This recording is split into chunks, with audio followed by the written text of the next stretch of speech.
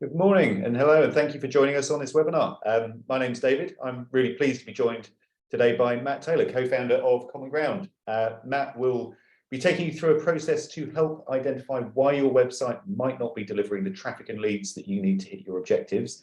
We've been through his presentation a few times in preparation for this, and I can tell you it's absolutely jam-packed with actionable tips and tactics to get things moving in the right direction.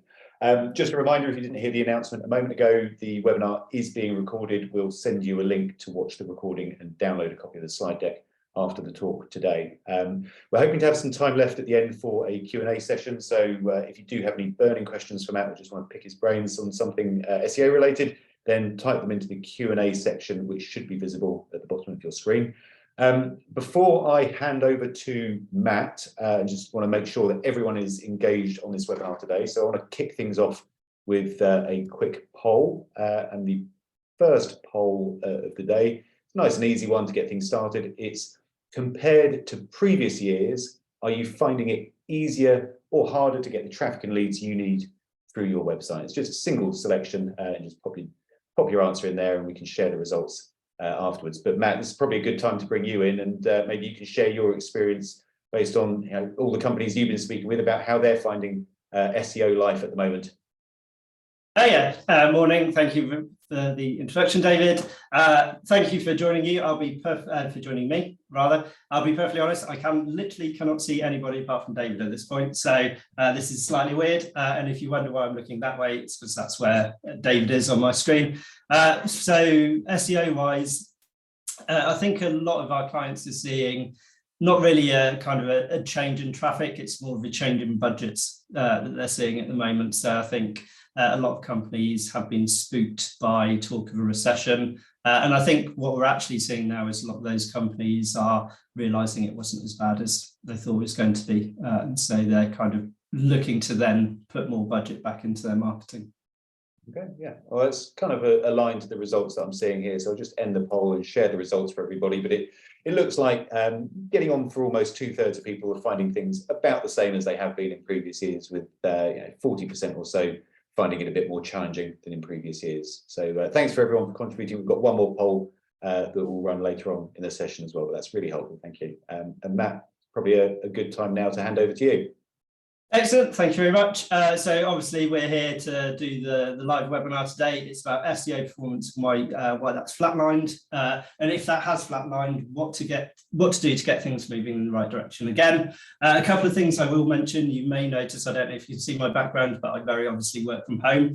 I'm hoping no one comes to my door. I can't actually hear it because of my noise cancelling headphones. So if there's a doorbell in the background, I'm just going to be ignoring it. And the other thing is I love talking digital marketing and SEO. And while I was running through a practice of this, I realized I have way too many slides. So the first section around identifying issues, I'm going to fly through that really quickly. And what I'm going to actually do is just record a video that goes through that section of the webinar in a bit more detail. And I'll send it over with the webinar slides as well. So if there's something in there, feel free to add a question in. But we will be going through it relatively quickly because in reality, most of you want to know how to get things moving in the right direction. And with that, I'm going to crack on. So starting why you're here and what you're going to get out of today. So I've talked to a few of you via LinkedIn. I know some of you actually, I've just spotted some of your names on there. And I know some of these things will be relevant to you. So primarily what a lot of people come to us and what a lot of the issues that people are seeing is they've inherited a website that isn't as good as it could be. They've launched a new website and that's not gone as well as it should have done. Or there's even people who've done a lot of the things that they assume is what they need to be doing, but they're just not seeing the results of them. And it's kind of a bit of a mystery of why that can happen. So primarily, I think most of you fall into one of these three camps. So you're not getting the leads that you want. As an agency, we always focus on kind of leads and business related goals. I do love rankings. I do love organic traffic, but ultimately it's leads that pay the bills for all of the clients that we have. And so a lot of the things that I'll be discussing relating to leads. The other part of that is you're not getting the traffic that you want. Traffic for the sake of traffic is entirely pointless. What you want is qualified, high quality traffic. That's the lifeblood of any website. And so what I would be discussing is how to attract more of that traffic. And the third area that people often talk to us about is your growth is flatlined, or even worse, we've got clients who come to us and it's like, our traffic's going down. So kind of what they want as a starting point is actually just to stop that slide and kind of get back on an even keel before they're even thinking about growth. So everything I run through, regardless of where you are on those three things, or even if you're just looking to increase traffic, everything I run through will be applicable to that. And then really quickly what I'm going to cover. So a quick introduction to me. It will be a really quick introduction, understanding the problem and if you actually have one. We'll fly through some common issues really quickly. I'll just kind of give the top levels. As I said, I'll go through that in more detail in a secondary presentation. The main thing that I'm going to spend most of the time discussing is how to fix those issues. We'll specifically go through strategy, quick wins, improving existing resources, excuse me, building new resources, promotion, so link building. We'll then move on to how you measure success. I've got some top 10 key takeaways. If you ignore the rest of my presentation, just pay attention to point 6 on this list and you'll be fine. I've also provided a list of tools. Anything, if I mention a tool in here, it's in the list at the back, so don't worry about scribbling it down. And then, as David said, we'll do some Q&A at the end. You'll also notice I have a really tickly cough at the moment, so I apologise about that as well. So who am I and why you should listen to me? I very occasionally use quotes, and this is one I particularly like. So an expert is a man who's made all the mistakes which can be made in a very narrow field. And I think that sums me up quite well. So essentially, I've been doing digital marketing for over 14 years. I've worked with in excess of 650 clients. We get results for the vast majority of the clients we work with. I've probably worked on thousands of campaigns over the last 14 years. And so realistically, I've made a lot of the mistakes that can be made. I've learned from them, and you're going to get the benefit of the things that I've learned effectively. And as a company, what we're aiming to do is actually make what people see as something very complex as simple as we possibly can. SEO is absolutely massive. There's loads of things that you can do, but in reality, there's about 20% of things that you can do in SEO that actually matter. They're the things that unlock growth, solve problems. The other 80%, if you've got time to do them, you've got the budget to do them, that's great. But if you don't, they're going to add 1-2%. Whereas the stuff we're going to discuss today, these are the things that drive double-digit, triple-digit growth across metrics that actually matter. And ultimately, as an agency, we drive sales and leads via SEO and PPC, and we're here to discuss SEO. And if you wonder who trusts me to do that for their companies, here's some of the clients that we currently work with. So it's a whole list here. And you might notice there's no real specialism here. We work across industry, budget, life cycle of a client, all sorts of different areas. The thing that reassures me basically is I've used all of these tactics and all of these strategies in order to drive growth across all of these sectors. And so I'm happy that if I tell you something, it's going to work. And that's the last thing I will say about me or our business for the rest of this presentation. So the first area that we need to discuss, and I said I'd run through this really quickly, is you need to understand if you've actually got a problem before you can fix it. And not everybody will have a problem. A lot of people assume that they do, but it's not always the case. And there's two real questions you need to answer before you start, really. The first one is, what is actually flatlined, and does it actually matter to your business? The second part of that is the most important part of that question. So essentially, not all metrics are created equal, and they certainly won't all impact the performance of your business. So I've got two lists here. One I've deemed as important, one I've deemed as less important. There's an asterisk there. It depends on the type of site that you're running, but for the vast majority of the people I've seen on the webinar, it's going to be the list on the left that's important to you. And they're the metrics that you should care if they flatline. The stuff on the right, not really. So, and these are in priority order, certainly for the important ones. We will always target SQLs or sales or revenue and the associated conversion rates. Moving down from there, it would be MQLs. The things that drive that is the traffic to lead generating pages, and the things that generates that traffic is the rankings for lead generation pages. So those would be our kind of four primary things that we would always care if those things flatlined. We'd also look at brand impressions and clicks, non-brand impressions and clicks, traffic to other pages, so kind of resources or kind of things that are supporting materials, but not the primary purpose of the site, and then the rankings that are associated with everything else on the site. The less important stuff is, and a lot of clients, I'll be honest, get hung up on some of these, is things like time on site, pages per session, page views, bounce rate, so engagement metrics, basically. The thing with those is the only engagement metrics that most people should worry about is whether they're driving leads. Personally, I wouldn't care if my bounce rate was 100% as long as my lead, the number of SQLs I'm getting is doubling. I wouldn't even try and solve it because I know my website's working. And there's an awful lot of these things like bounce rate, time on page. They are very dependent on where traffic's going on your site, what sort of site you've got. There's no real benchmark for those things. So the first thing to prioritize is your metric that has flatlined actually impacting the business? Second bit is it a natural plateau or is there a specific issue impacting your growth? So realistically, regardless of the market, the service, the product, the keyword, the industry, the sector, there is a finite limit to any audience that you have. You can see the chart on the right here. This is the number of SaaS companies in the world. If my market was SaaS companies in the UK, there's 2,000 of them. Realistically, if I've hit all of those 2,000, yes, there'll be new companies that start up and some that go away, but there is a finite market. If that's the case, it doesn't matter how good my optimization is, that I'm just never going to drive any more traffic, effectively not worthwhile traffic. So you've got to consider the first bit is like, have you just naturally plateaued? Do you need to actually, if you have naturally plateaued, you need to look for a new audience based on your personas, based on keyword research, based on the service or the products that you're offering. Or the other bit is ignore the fact that your traffic has plateaued, and actually what you need to do is really drive your conversion rates, your leads, and what you get from the traffic you're already getting. So that's kind of one thing to keep in mind. So if you're absolutely sure performance is flatlined, where do you start? I've created this really handy diagram. Well, I'm hoping it's handy anyway.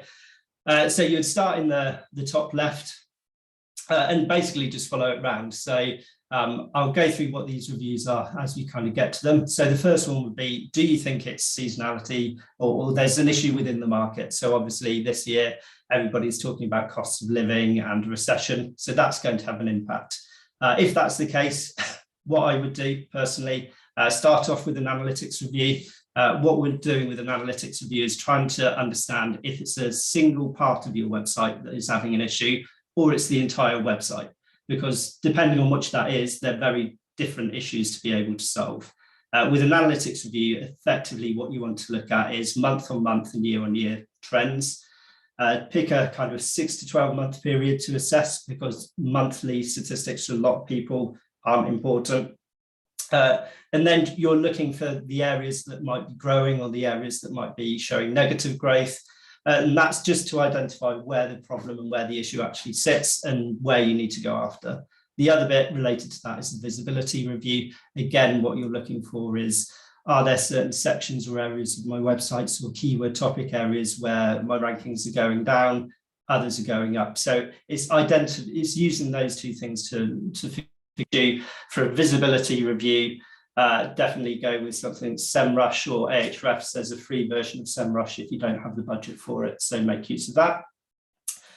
If that was a no to the first question, or you've done those and you've come back to actually thinking that's not the issue, have you changed anything? It's a really common one. People change something on their site and it has a negative impact, like a site launch, that kind of thing. So if that's the case, again, do the analytics and visibility review. The final thing I would do is a really top level technical review. One of the secrets that you get to realize if you work in SEO is, for the vast majority of websites, unless you're running an absolutely enormous website, technical issues are unlikely to cause big changes in performance, unless you do something like no index your entire site, or you kind of you drop navigation out, or those kind of things. Primarily technical issues for the vast majority of people. People get a bit hung up on things like core web vitals, web page speed, those kinds of things. They won't be having a significant impact on your performance. They're the kind of the cherry on the top stuff. Use something like Screaming Frog, crawl the site, see what happens, see if it flags up anything. You'd be amazed how many people launch a website and no index the entire thing, by the way. So if you are launching a website, do that as your first check. If all of those things are a no, have a look at competitors. Obviously, SEO, you don't work in isolation. You can be doing everything. You can be spending money on SEO. Your competition can be doubling your spend, doing it more effectively, doing it better, or just taking a different approach. So again, if you think that's the issue, again, do a visibility review, do analytics review, and then do a competitor review. So competitor review is very similar to a visibility review for yourself.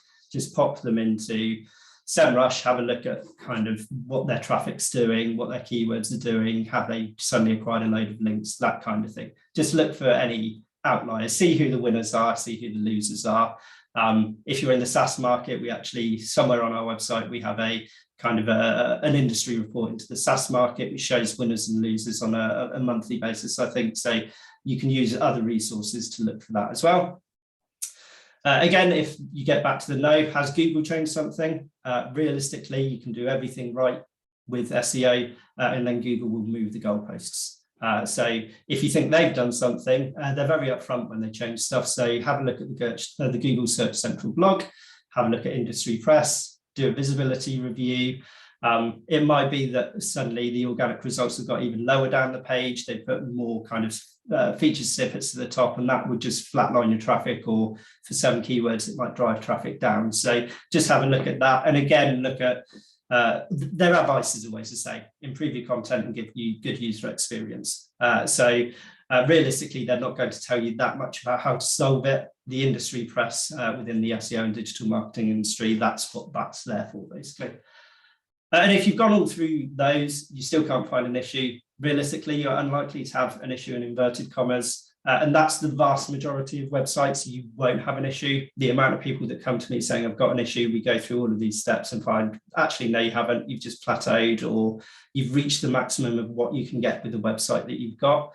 In which case, you go on to building new audiences, new content, and optimizing what you have. The last final bit that I'll go through in any detail in this section is identification. So the right-hand side of this slide just covers all the reviews that you can do, kind of a top level of what you should be doing and what you should be looking for. The other thing to note is, literally, if you look hard enough, you could uncover a host of issues on any website in the world. I could give you probably a list of 50 issues. Give me a website, I'll give you a list of 50 issues back. Certainly when you're looking at best practice as well, or using a tool and it will suggest, here's all of the things that this tool says I should be doing. In reality, the vast majority of those will do nothing but waste your time and waste your budget. So what you need to do is identify all the potential causes, prioritize them based on the likely impact they're having on your website, the resource commitment to fix it, and the time that's going to take to have an impact. So you've got to balance, kind of, when you're looking at strategy and having to moving your website forward, look at things you can do in the short term, the medium term, and the long term, and then prioritize based on, actually, it's really quick for me to do X, so I'll do that. And it doesn't take a lot of resource commitment, but I know I need to do Y, and I need to get the dev team, I need to sell it in internally. Kind of, you need to mix those things and prioritize the stuff that's kind of easy to do up front. And common issues, I really am not going to go through. They're on the screen. I'll flash through all of them, but as I said, I'll cover them separately. The only bit that I will cover off just really quickly is the miscellaneous issues. So SEO is generally content, links, and technical. From an impact point of view, 60+% of your ranking and your traffic performance will come as a result of your content. Probably about 25–30% will be your link profile, and the rest will be technical, for the vast majority of sites anyway. There's some other things that can also impact and you need to be aware of. So things like, if you reduce your paid spend, that will drive down your organic traffic as well. It will drive down traffic overall, because you do get kind of returning traffic, or the increased brand awareness from running paid campaigns will drive just like non-paid traffic to your website. So if you've reduced that and you've seen a kind of a small downgrade in your other traffic, that will be the reason. Google can often shift the focus of the search results. So we had it for a client recently where a particular keyword a month ago was all B2B results. If you Google that keyword now, it's all B2C results. So Google is literally, the clients, no one in that industry has changed anything or done anything wrong, but they've all dropped off the first page because Google now think that that is a consumer-led keyword rather than a business-led keyword. And the final one is, it's a really common, not as common as it used to be, but check your tracking as well. So your Google Analytics, check for analytics spam as well, check for kind of any random spikes from the kind of, what I always say to the team internally, if you see a huge increase and you don't expect it, always check that in the same detail as if you see a huge decrease as well. So what it might have been is you've been steadily growing and getting increases in spam traffic, and now that's gone. Google have got rid of it, and you've gone, my performance has plateaued or it's gone down. And it might just be you're not getting that spam traffic anymore. So that was my whistle stop of how to identify an issue or a problem. Now you know the problem, if you've got one or if you haven't, here's how we're going to fix it. I'm going to take a quick drink at this point as well. So the first thing I'm showing you here is our agency approach, and I'm only showing you this because the approach I'm going to tell you to take is incredibly similar. So the first thing that we always do with clients is the discovery phase. We get to know them, learn about their business, their website, their market, their competitors, all of that kind of stuff. You will already know all of that stuff, so you can bypass that. We then go into a 4-phase approach, which is improve, build, promote, and measure.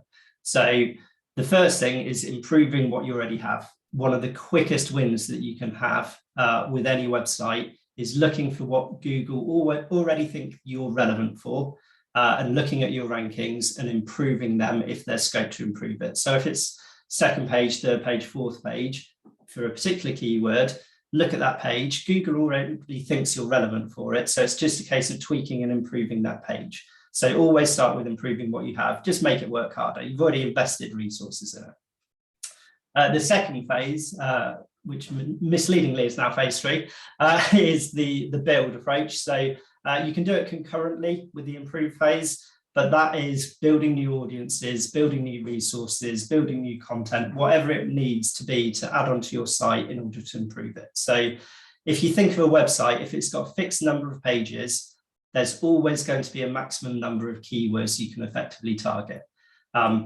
It's just the reality of how you optimize pages. So if you've maximized that, the only way you can improve your performance is actually building new things around it. And we'll come on to that in more detail. The next stage is promotion, so link building, digital PR, normal PR, that kind of thing. So that's the stage you go to next, and then you measure it and see what the impact is. And then that becomes a loop. So anything you built the first time round, you improve the second time round, and it's an endless loop. So that's the kind of the approach for SEO we take with our clients. What I would do if I was you, the vast majority, I think, of you are in-house. So I would focus, the first bit is quick wins. Essentially, and we do this as an agency as well. In reality, a lot of the time we need to get buy-in. And I think in-house, a lot of people will need to get buy-in to release budget or to get resources allocated to them. So always start with some quick wins, build that momentum, check your strategy is working, and then go into that improve, build, promote, measure cycle. And then I'll get into a bit more of the nitty gritty. So the first thing, always invest time in a strategy. I've done it. I've tried to skip past the strategy, gone, oh, you know, I've been doing this for a decade. I know exactly what's wrong. I'm just going to launch straight into it. Without fail, it creates issues later down the line. It's so tempting to do because it's like, it's really obvious, I'll do that, but it always creates issues. And also keep in mind, a list of tactics isn't a strategy. So you need to identify within your strategy, what are your goals, who's your audience, what's your funnel, and how your conversion actions fit, basically. So the strategy should not be, I'm doing keyword research, I'm doing I'm going to create some content. Your strategy should be discussing the audiences I need to reach are A, B, and C. Within those audiences, the information that they want to see are these areas. My funnel for those audiences are this. So the strategy is how I'm going to grow. Is it I'm going to get new audiences? Is it going to be I'm optimizing for the audiences I've already got? So that at the strategic level, That's what you need to do. Add some tactics at the end of that, but always start with what is my goal? Where am I? Which is the audience I'm trying to get to? And present that in any way you want, but realistically, what it should include is if you need to improve what you have, build a new audience or do both. If you need to identify your key audiences, map them to your funnel, excuse me, assess your current content versus the audience requirements, understand your conversion actions, what drives them, what supports them, and the length of interactions required, and length and number of interactions required. I can guarantee, and I'm fairly sure our website is a bit guilty of this, is if you go to any website, every call to action is buy something, get a call, do something. But realistically, that's the equivalent of walking onto a new car lot and the salesperson coming straight up to you, never had any conversation with you, you barely even looked at anything and going, do you want to buy this car? The vast majority of people are just going to be like, no, and probably leave and go somewhere else. What you need to do is go, actually, if that person walks onto the lot, I need to understand what they're looking for. I need to show them what they want to see. And there's about 7 or 8 steps I need to get through before I then ask them if they want to buy a car. And your website is no different. If somebody's coming to your about page, they are unlikely to then want to immediately purchase something from you. So you need to move them on to the next stage of that funnel, not the end goal. And the final thing, I always love to have a target sitemap to work to. So it's where we're it's the vision, where we're trying to get to, what sections we need to add, what content needs to be there, what things we don't have that need to go in. So that's what your strategy broadly needs to include. It can be written down on a Word document, it can be slideshow, it can be on the back of a set of post-it notes if you want it to be, but please do it because it's going to save you in the long term. Moving on to some quick wins, and I'll go into these in a bit more detail. As I said, do it so you can test the strategy before a full rollout, gain buy-in if you need that, and start to build some momentum. There's nothing worse than just endlessly doing work and it kicking in 6 months' time. Realistically, there's a lot of things you can do in SEO where you should see the impact within a week, a couple of weeks, a month. Some of those things, so some of the quick wins activities we do for clients, paid campaigns. Please only do this if your site converts. It's the most expensive way to find out your site does not convert is by throwing a load of paid traffic at it. Paid traffic is great if your site converts. It's really great for identifying keyword areas or audience groups or those kinds of things. But really, I've seen so many people go, oh, we'll launch a paid campaign.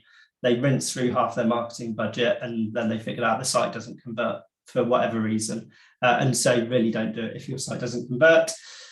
The bit that I love, the bit that we do for every single client is target keywords in positions 11 to 20. They are so close to generating you good levels of traffic and good levels of leads and inquiries. You realistically, for most people, there's probably dozens of those keywords. They'll be commercial. And all you need to do is do a little bit of refinement, improve the pages slightly, and you'll be onto the first page. So unlikely that you're going to go from position 15 to position 3, but you will tick into the top 10 and then you'll start to generate traffic. Another really quick, easy win, combine content into guides. If you've got 5 blog posts, all on a related topic that generate no traffic, the keyword rankings are a bit rubbish, you'd be amazed how effective it is if you combine them all into one bigger guide, one bigger resource. It combines all of any links that they've got into one place. It combines all of the relevancy into one place. You will naturally use keywords more frequently within that longer piece of content, and it can really help. And we see it very frequently for clients, just taking content they already have, combining it into a 3, 4, 5,000 word guide with an introduction and a conclusion, and it drives so much more traffic than the individual parts ever did. The converse of that is actually content pruning as well. And that's linked to number 8, which is link equity funneling. Basically, any website of any age is going to have a load of pointless content. It would have been there for 5 years, 10 years. It no longer drives traffic. It might be sat there with hundreds of links. It might have been a guide you did to SEO in 2018, for example. It's now 2023. No one's going to be searching for your 2018 guide. And even if they come to it, they're not going to be interested. Get rid of that content. One thing it can help Google find the content on your website that is important, which can boost rankings anyway. But if you then take all of those links from that old guide and send it to the new page on that, you'll boost the performance of that new page as well. Number 5, conversion journey improvements. This is a really obvious one. Just run through it as a client or as a potential customer and go, actually, am I going in the right place? Am I actually signposting where I should be going? Or have I just kind of said, you know, we do this service and not showing them where that service is, or not showing them a case study? Go through those kind of conversion journeys and just make sure that they're logical, they're obvious, you're not hiding anything, everything's front and center. And the last 2 are around links. So competitor link replication, really easy. Use Ahrefs, SEMrush, get a list of competitor links, find all the ones that are kind of resource pages, or they might have kind of sponsored something, and just see if you can replicate those links. And the other one is unlinked mentions. So if somebody mentions your website but doesn't link to it, a really easy kind of thing to do is to go through them and just send a message going, hey, I've noticed you mention us, but you haven't linked to us. Any chance you could link to this page? And the final one, anyone who's got a location-based site, the easiest link building you can ever do and one of the quickest wins is just build a load of new citations to it. So there's services out there that will do it, and it's just a really quick and easy win. So here's just some examples. So this is a current client. So looking at their keywords between 11 and 20, I know just from a 2-second glance, we've got employee engagement, psychometric tests, 360-degree feedback. Google already thinks they're relevant and already wants to rank them. They're just not as relevant or as good a resource as other people within those search results. So improving those will pop them onto the first page. And again, really quick win, really easy thing to do. We're moving on to the improve section now. So never ignore your existing content. It offers so much ability to grow traffic and leads in the short term while you build your additional content and you've got other things going on in the background. As I keep saying, if content already ranks, Google considers it's relevant. It just doesn't consider it as relevant or as good a resource as something else. So all you need to do is dial up that optimization and depth.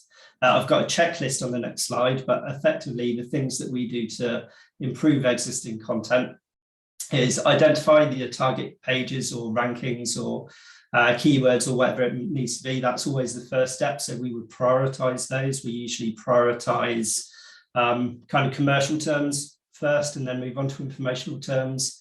The next thing to do is confirm the content style is correct. I think I mentioned SERP intent a few times within this presentation. SERP intent, so SERP is search engine result page. Intent is what Google is showing you on that page. So if you Google something and all 10 things are a blog post, you're not going to rank a product page for that keyword. Equally, if all 10 things are service pages, you're not going to rank a resource page for that keyword. So just having a look at Google and going, are we trying to rank the right piece of content for this term? That can be really beneficial. If it's not, you might just redirect to the page that is ranking to another page that fits that user and Google intent.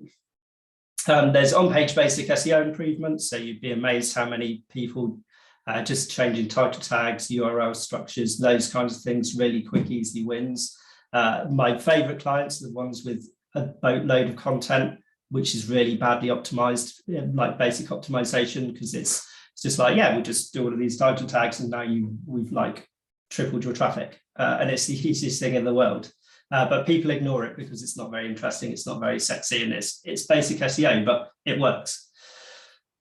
Next bit, excuse me, we would do is look at the existing copy and optimize that. So copies are really, online copy is very different to brochure copy. So the best example I always give people is in a brochure, I might write our services. On my website, I will write our SEO services. So what you would do is look at the content that you have on the website and go, without spamming it and without just launching keywords and plastering them all over the page, just have a look and go, what's a really easy way I can make this more relevant to that keyword? So you'll have noticed I talk relevance a lot. That is what Google is looking for. They're looking for relevance to a particular keyword or a particular topic area. And so just tweaking content with better use of or tweaking content, headings with better use of keywords can really achieve that. The next one, add new blocks of copy where required. It might just be you just need to add an extra an extra section on something. If you've looked at every other website in the top 10 and they all cover a section that you don't, add that section onto your website. Essentially, a lot of SEO people don't talk about is one-upmanship.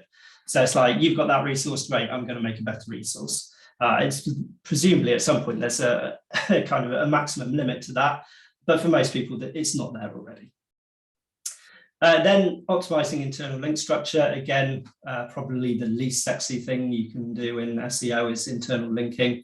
It's just a case of looking for other pages on your website where you can sensibly link and show Google that this page is really important and this page is really relevant for that keyword by optimizing the anchor text that you link through from. The next one, ensure you have a call to action and they reflect where you are in that user journey. And the final one, if all of those, if you've done the top 7 for the vast majority of pages and keywords, that will be all you need to do. For 5 or 10% of pages, you might need to build some targeted links, but what I'm talking about is add 5 or 10 external links to that page and it will push it from position 5 to position 1. So here's the checklist I promised. I'm not going to run through it. I've gone through it in relative detail there. It's all there. It should be nice and straightforward. Where we spend the vast majority of our time as an agency is building content. For most sites, new audience, keyword targeting is what's going to provide you huge performance gains. So we're talking kind of high double digits, triple digit growth across conversions, traffic, that kind of thing. Basically, for the vast majority of websites, unless your website is quite new or already massive, it is about building the additional resources. We always start, and I think everybody should start at the bottom of their funnel, what I've termed fixed content, which is service pages, kind of product pages, the things that drive your revenue, the things that drive your business. Once you've done that, add supporting resources at the top of the funnel or lead magnets or whatever it may be. But the reason we start at the bottom is because it's the thing that drives revenue, but B, once you've done it, basically. So if you've suddenly gone, actually, I need to target this keyword, we don't target it effectively, it's about one of our services, so I'll add it in. I've added a page on it, that page is now done. In reality, you don't need to keep adding more to that page for like endlessly, you can just ignore it. What you then need to build is build the clusters of information around that, which highlights to Google the topical relevancy of that particular page. So the process we go through for content creation, we always start with gap analysis. We're always effectively looking at, here's 5 genuine competitors to our client. Here's all of the keywords that they rank for. Do we want to rank for them?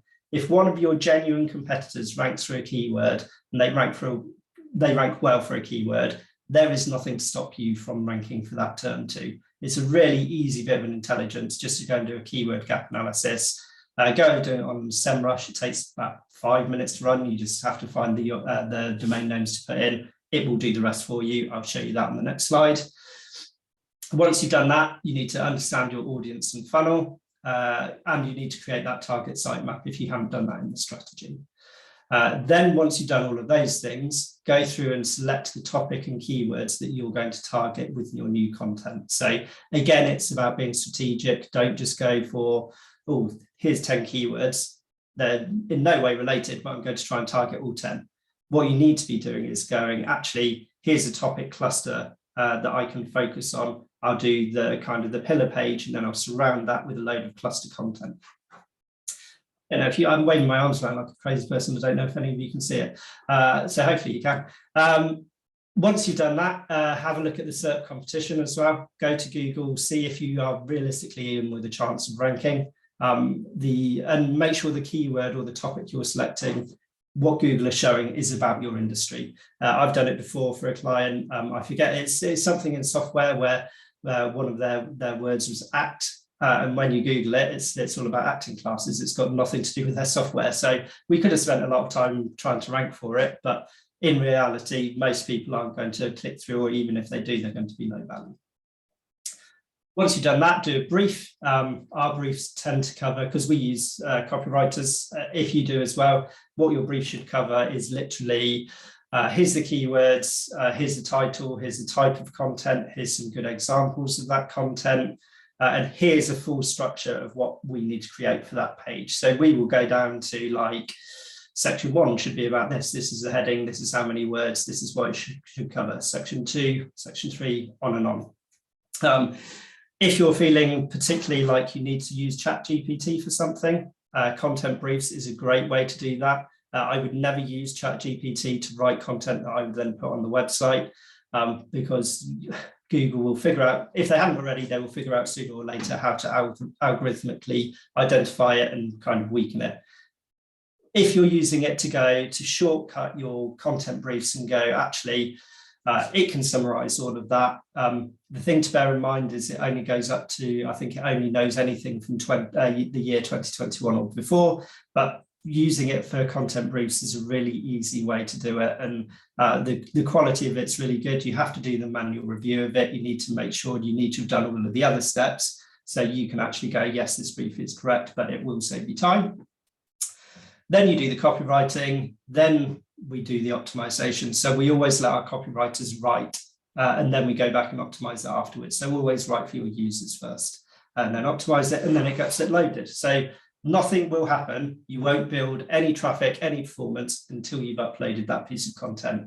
And trust me, the amount of clients where we need to discuss that and go, yes, we've done all of this work, but if you can't do your bit and upload it, it's not going to have an impact. That's the thing. Any kind of research strategy, that kind of thing, will have an impact, but only once you execute it and upload it. So here we can see a few of the kind of the tools that I mentioned. So here's a gap analysis using SEMrush. So here you can quite easily see the topic I would be going for is electric cars or electric car subscription. And then the pillars around that, I might do one around hiring, one about brands, one about rental, those kind of things. So it's really easy using a gap analysis to go, oh, you know, my client and my competitors are doing that, I should be doing that. And here's the topics and clusters. How you kind of prioritize topics and keywords. I mentioned vanity keywords earlier. The only time you should focus on a vanity keyword is if the person who controls your budget is bothered by it. So if you haven't had the conversation with somebody within your business where they say, my wife, my husband, my partner, my child has Googled something and we don't come up. Honestly, I have it with virtually every single client that I work with, and I've done it for over 600 clients. If it's going to make your life easier, target that vanity term, get it ranking, and then you can park it and ignore it. Once you've done that, what you should be focusing on is things with potential value to the potential value to the business and the business priority. If you've got keywords that perform really well from a paid point of view, but you don't organically rank for them, always go after those things. The combined rankings of paid and organic will always outstrip just having one or the other. Then we would look at the funnel stage, and we would be, again, prioritizing the bottom of the funnel, work your way up. Then we would be prioritizing based on the service or product, or whether it's informational. Again, we always start service or product pages and then move into informational supporting content. SERP intent and SERP competition I've run through, I won't go through them again, but basically, are you going to be able to rank for it, and do you want to rank for it? Then once you've done that, figure out whether it's an existing page or a new page that you require. Existing pages are always quicker to optimize and make rank than a new page. Assess the overall difficulty and the time to rank, and then also assess, if I'm going to rank for the keyword electric car lease, for example, what are the potential variations or the additional wins I get from that? Because if you rank for the head term, you'll most likely rank relatively well for thousands of other kind of longer tail terms as well. And this is an example of SERP intent. So you can see here for the keyword car subscription, this is just a snapshot of that kind of ranking, but you can see here That's a home page. That's a fairly top level category page. That's the only informational piece in the top 10. And all the rest of these are home pages or kind of top level category pages. For me, we've got a client who does car subscription. For them, I know that we need to either target this particular word with a home page or with a top level category page. Google are only ranking a blog post or a kind of informational piece from a kind of more of a magazine site. So they're not going to rank it from a kind of a provider. This is how we look at the funnel planning. So start at the bottom, so bottom of the funnel, middle of the funnel, top of the funnel.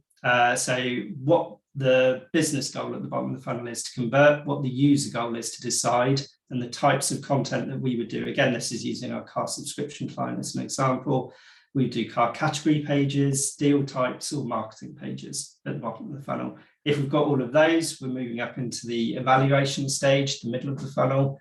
So the user goal at this point is evaluation. The business goal is to engage. At that point, we're doing primarily guides. So subscription guide, leasing guides, comparison guides. So if they're looking to compare two things, you give them that information. That will drive them into the middle of your funnel. And right at the top of the funnel, the business goal is to attract people. The user goal is for them to learn. So what do we need to provide them to learn? We need to provide them expert guides, blogs, and FAQs.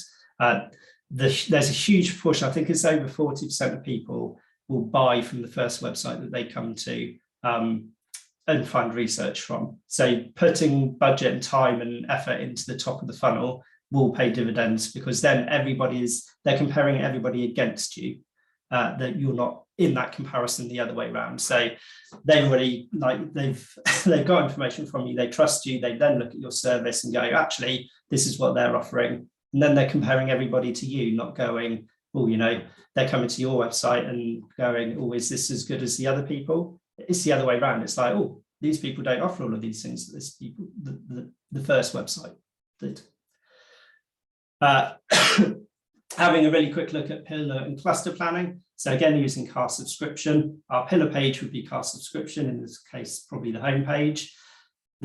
Then the clusters and the subclusters, I might be making up my own terminology at that point, but the subclusters would be around deals, features, length, price, car info, compare, and location. And then the pages that I need around them to support their rankings is maybe the length of the car subscription, the price. So I need kind of category pages for cars under 800, might be comparison pages, might be location pages.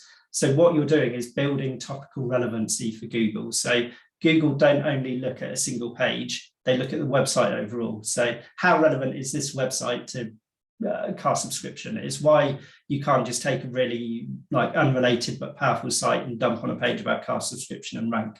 They're looking at the entire website, and you need to make sure that you've surrounded your pillar page with all the clusters to increase that topical relevancy. And if you want to see our full process, it's there. So we start with seed keywords. We actually do 3 types of keyword research. We identify our targets. We then prioritize them into content pillars. And we always go with, we'll do this pillar. We might work at 2 pillars at the same time, but no more than that, just from a speed point of view. And then we're looking at what are the content clusters that go into them and what are the topics. Once that's been approved, we do the SERP intent checks, content tactics, figure out the Freeman keywords. I accidentally skipped forward. Do the content brief, content creation, content review, and then it gets published. So that is literally our full process. Take it away, do what you want with it. The final one, I'm aware that I need to speed up at this point, is around promotion. So link building, the final step for most websites that we work with is link building. Exactly what you do will be dependent on your industry. For example, if you're a web design agency, you can just put site built by whoever it is, or web design by Web Design Oxford on the bottom of it and link through to your website.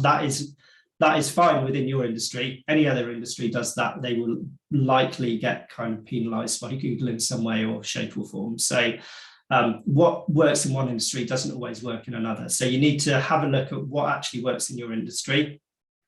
Also, targeted link building will always outperform just sending a load of links to your website. So the vast majority of what we do as link building and what you should be doing is going, this page here, I need to rank. In order to rank, I've had a look at how many links each page within the top 10 has. And I know that if I build another 5 links to that, I will probably either push my website up or push my page up, or I might achieve first page ranking. So the promotion process includes competitor link analysis, do a link audit. You can use tools like SEMrush, Ahrefs to do that. Do link strategy creation, so define which pages, how many links and what keywords they need to use within the anchor text. Do some local link building if that's appropriate to do for your business. If you're a location-based business, do it. If you're not, then ignore it. Look for some easy wins, so unlinked mentions, resource lists, link equity funneling. Then do some targeted link building to boost individual pages or keywords. If you've never come across it before, there's a service called Harrow, which stands for Help a Reporter Out. And it's basically people looking for expert quotes to put into their news stories on usually higher quality websites. So I think it's a daily email you get from them. Just scan through it every morning and go, does somebody want a quote from my industry? And the links you create from that are usually higher quality. And then if you still need to, you've still got the budget, you've still got the resource, do some broader link building to boost overall strength. But in reality, you're not going to, most websites aren't going to be able to generate hundreds of thousands of links to close the gap if one of your competitors have got that. But you don't need to. You just need to do very targeted link building and build a small number of higher quality links. Measuring success, so the metrics that matter. Measure proactive things, not reactive things. If you can take an action, if you can't take an action, then don't bother measuring it because the metric's not a good one. If you can take an action, you can fix something, you can improve something, then measure it. The ones that we target in order are, we measure revenue, SQLs, MQLs, both of them are done, or all of them are done by either GA or your CRM, or both. We look at conversion rates using Google Analytics. Organic traffic by sections, use Google Analytics and Google Sheets. After digital marketing, Google Sheets is my next favorite topic to talk on, but you can do a lot with VLOOKUPs and pivot tables and that kind of thing to assess performance of the entire site sections rather than individual pages.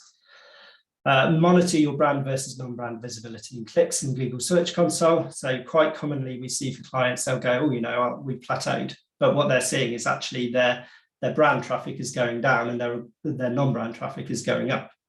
Realistically, you can't do that much about your brand traffic. That's more of a PR issue or a brand awareness thing. But as long as your non-brand traffic is going up, that's the main thing to be focused on from an SEO point of view. And the final one is campaign target keyword rankings. We use AWR, which is Advanced Web Ranking. It's relatively cheap. You can track a lot of keywords in lots of different regions and search engines. Or you can do it using Google Search Console. One to flag, if you haven't already done it, Universal Analytics will stop working on the 30th of June. It will not track anything past that. If you haven't got GA4 yet, you need to do it. Basically, the earlier you add GA4, the more data it will have for your comparisons. And I think David's going to run a poll. Yes, a good opportunity for me to jump in and for you to catch your breath for 30 seconds and maybe just get a quick sip of water, Matt. So quick poll for everybody then on the screen now is, have you already implemented GA4 on your organization's website? If you're not sure what that is, that's essentially replacing the version of Google Analytics that we all know and love and have been using for many, many years. So thank you everyone for your input there. Matt, I guess with a couple of months left to go, we know that we're hoping for 100% saying that they've already implemented it, but I'll end the poll now and share the results. It's only about half of the people are absolutely confident that they've already implemented GA4 on their site, with about 20-something% saying no and another 20% not quite sure where they stand with that. So thank you all for your input there. So Google will do it automatically for you. They'll set you up a basic profile. It won't be tracking things like conversions out the box. And there's a lot you can do. It's quite, you can make it quite bespoke to you. So certainly if you haven't done it, it's really easy just to add the code to your website now and then come back to it later. The key takeaways, so if you've ignored everything else I've said, or if I've been talking far too quickly, which I think I might have been, these are the 10 things to remember. Always check everything before you try and solve anything. When you hear hoofbeats, think horse, not zebra. So Google rarely give penalties to people. I think in 15 years, I've seen 2, but the amount of people that told me they've had one probably numbers the hundreds. Basically, just because your links aren't worth as much anymore does not mean you have a penalty. You can do everything right and still be negatively impacted by algorithm changes. Feel free to share that one with your boss if you ever need to justify anything. It's the reality. Google do change the goalposts, they move the goalposts, and you can still do everything right and somebody else is just doing it better. Focus on the fewest things possible. No site is perfect. For most sites, technical issues are the least likely cause and the most expensive things to fix. Always work to a strategy, never just jump straight in with a load of fixes. Tactics don't equal a strategy, so just keep that in mind. Come up with that strategy, who you're going to target, what you're going to target first, and then the tactics that go against that. If you need buy-in, start with some quick wins, get the ball rolling. For most sites, content should be the heart of any strategy. It's where you're going to get the biggest gains. My personal favourite, done is better than perfect. Unless you publish something, it won't have an impact. And quite frankly, the number of things that you publish and you think this isn't quite great, and then it ranked first anyway. And so you've just saved yourself some time. So take nothing away, if you don't take anything else away from this, done is better than perfect is the mantra to live by. The tools you need to do this. So I've got a tool list here. I won't run through them. They're there for you. They're all free. The only one that I don't think might be Ahrefs. If you own your own website, if you're in-house, there's a free version. It's relatively limited, but everything else in there is free. And Screaming Frog, if you have the free version, is 500 URLs. It will crawl. And then Q&A. We reached it eventually. Done brilliantly, Matt. Thank you very much. We have had a couple of questions come in whilst you've been talking, so I'll just cover those off now. But anyone else who wants to pick Matt's brain on anything SEO related, now's your chance. So the first question related to the content pruning concept that you mentioned earlier on, and for moving the links to fresher content. Is that just as simple as a page redirect? It is absolutely as simple as a page redirect. Always make sure you do. Google will say that they treat all redirects the same, but if you have the option, do a 301 redirect. That is a permanent redirect. So do a permanent redirect. And the easiest way to look is if you export all of your analytics. In fact, if you've got a paid version of Screaming Frog, is the easiest way to do it. Get it to crawl and also pull in the analytics for the past 12 months, and you'll be able to identify the pages with no traffic over that period, and they're the ones that you can redirect. Perfect, thank you. Another question came in from Rebecca. I suspect you might need a bit more information or need to do a bit more digging on this to give a detailed answer, but they've recently removed around 30 web pages from their old brand that were no longer linked to their or from their main navigation, although some of their customers were using them for training purposes, but the pages didn't get a huge amount of traffic. Their SEO rankings have then dropped significantly since removing them. Is it a coincidence or is it related? You're right, I'd need some more information. What I will say is it depends how you remove them. If you redirected them, should the new piece of content be equally as good and equally as relevant, the rankings should have maintained. What you might find is if you've redirected to a page that isn't as relevant for that keyword, you will drop your rankings, basically. Or if you just remove them without redirecting them, Google will be getting a 404 error and would have just taken you out of the search results eventually. So do the on-page improvement section and just make sure the new page targets the keywords as effectively. Thank you. Is there a minimum number of clusters that you should aim for per pillar? No, not really. It's basically it's around topical relevance. So if you've got a pillar and you can't think of any clusters to go around it, it's probably a cluster and not a pillar.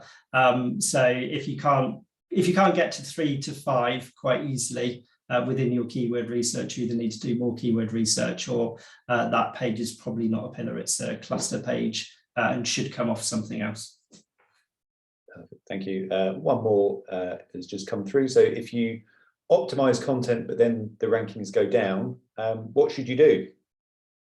That's always a good one. I guess one of the easiest ways to do it is kind of look at what you've done. You can over optimize a page. or you might accidentally de-optimize it for something else while optimizing it for one thing. A really easy way to check to see if it was your changes. If you've done it on a load of pages, just revert one to the previous version and see what happens. Quite often it can be unrelated. So the amount of times I've changed something, I'm like, wow, that's gone down. And then I actually look at it and go, no, this is linked to something else completely. So it's just going around and identifying the issue. But be careful not to over-optimize something. So if you've dropped a load of keywords into it, it might be that Google don't value that page, don't think it's as good a resource as it used to be. I'm not saying you have, but if that was what part of the approach was. If not, feel free to shoot me that page. I'm intrigued, so I'll have a look. We'll follow up. Great, thank you. That's the last of the questions that have come through. Before I drop off and thank everyone for their time, just wanted to flag something that Matt and his diligence to finish on time sort of skip past, which is a traffic analysis that's available through Common Ground.